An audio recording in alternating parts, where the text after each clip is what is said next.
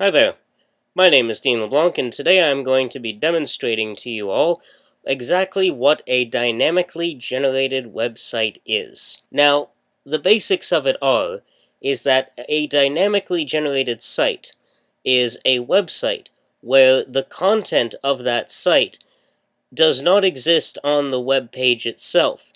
Rather, it exists inside a server, and that information is pulled out of the server and displayed on the website using PHP and MySQL code.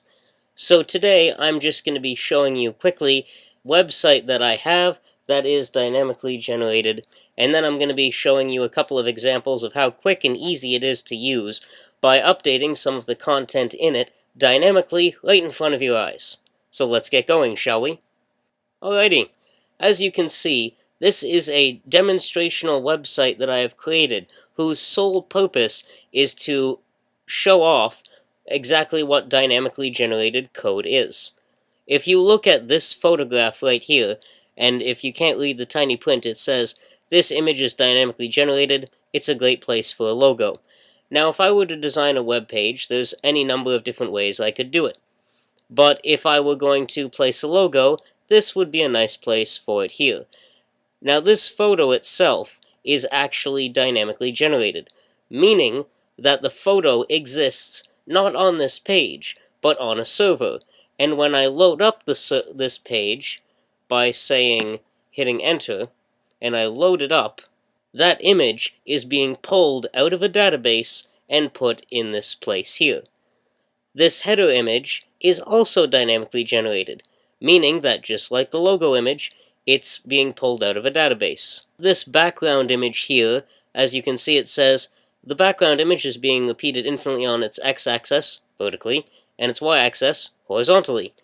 The image is not currently dynamically generated, and it easily could be. The same way that I have this photo stored on a server, along with this one over here, I could just as easily have this background image stored on the server, and then I could have the code set it up to repeat it infinitely on its x and y axis.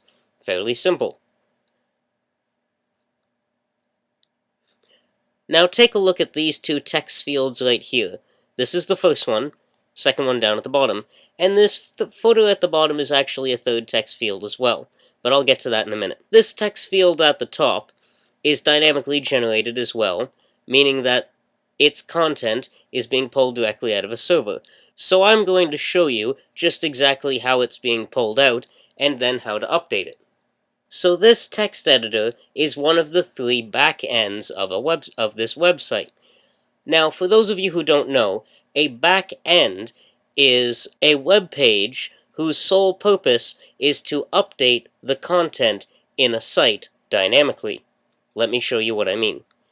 If we were to click this drop-down menu here, all of these indented options we have to click on represent the different text fields on each one of the different pages on the home page. So we have home, and it has these two different text fields here. Dynamic slider, which I will show you in a minute. Page 1, and then page 2 and 3. On page 1 here, we have this text field which is dynamic. Same thing with pages 2 and 3. So over on the text editor, if we were to click on one of these pages, like let's say for example, top of home. If I were to click on that and click submit, you'll see the page has reloaded, and what it's done is it's opened up this text field. Now this text field has populated itself with the information that is in the front page and the first text field of our home page. So this text here is the same as what's in this field right now because we've selected it. Now if I were to make a modification to this text, which I'll just do now by just saying testing. So pay attention, I've just added the word testing there. You'll see this in a moment. What I can do is I can click update, and you'll notice it happened really quick, but the page reloaded itself, meaning that this testing has now been implemented into this field.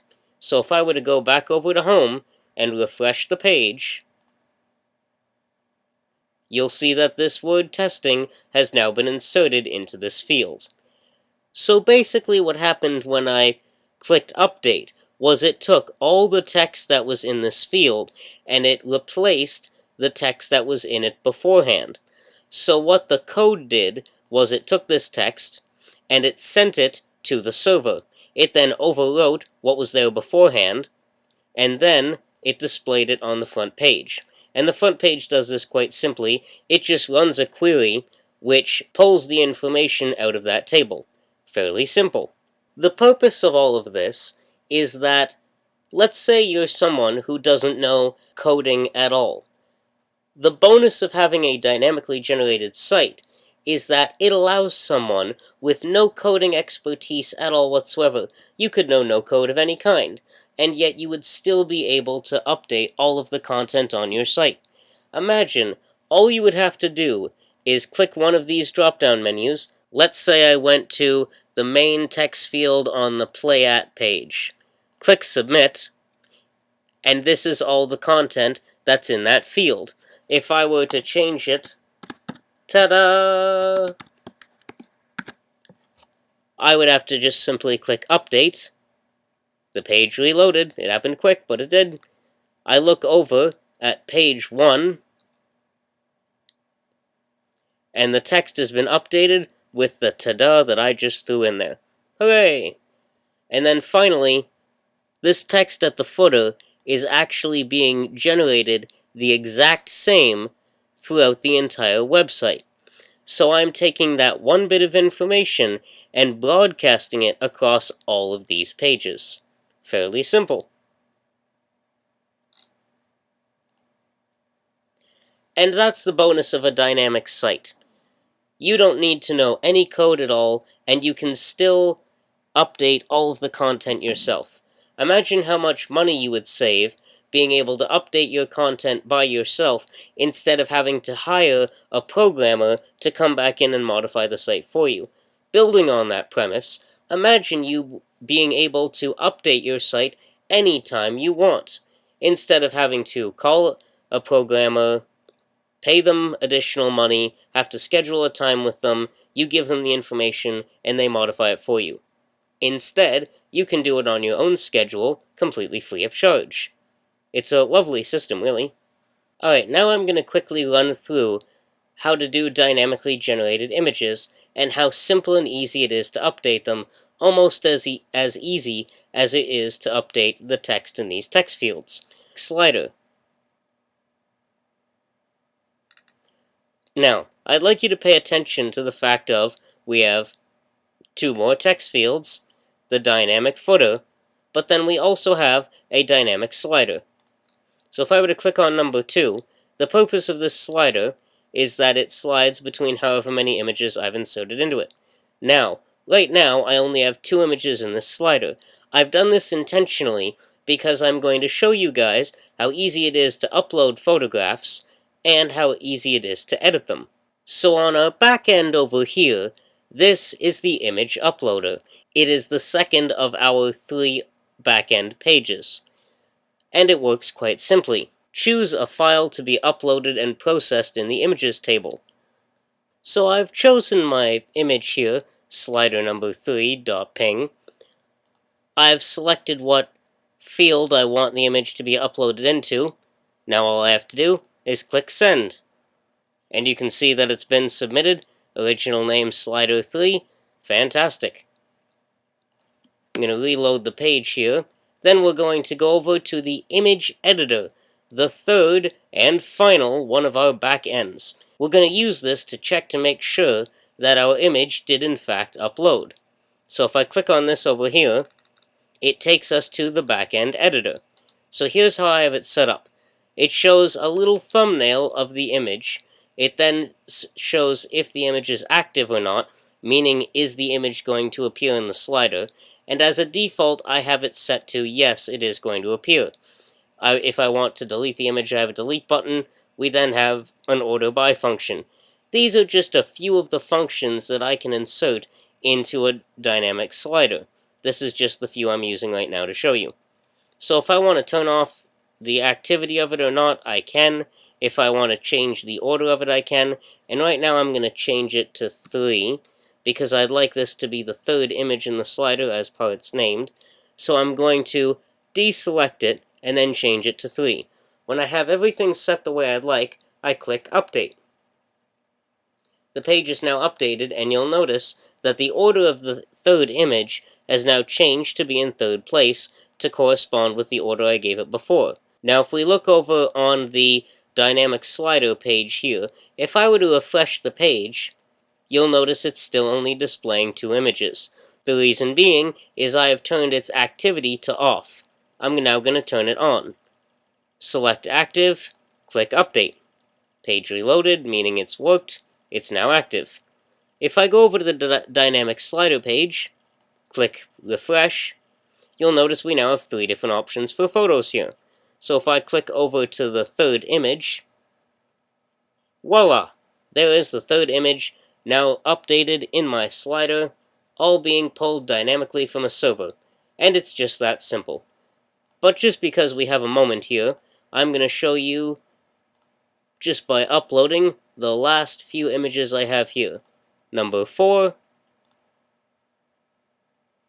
Beautiful. And then number 5. Fantastic. So I go over to my image editor, and you'll see that these 2 new images have appeared, 4th and 5th.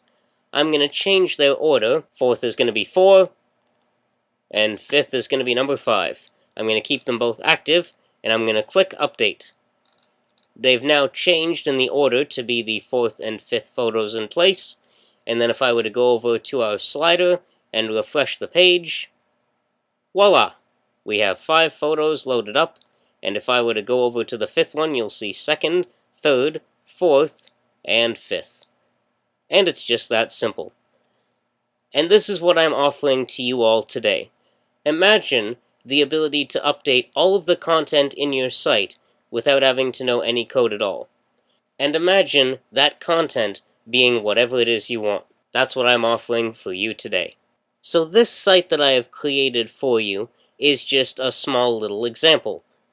It has a home page with a static image. This static image is not dynamic, but just as easily as I've made the logo image and the header image and even the slider dynamic, the home page one could be as well.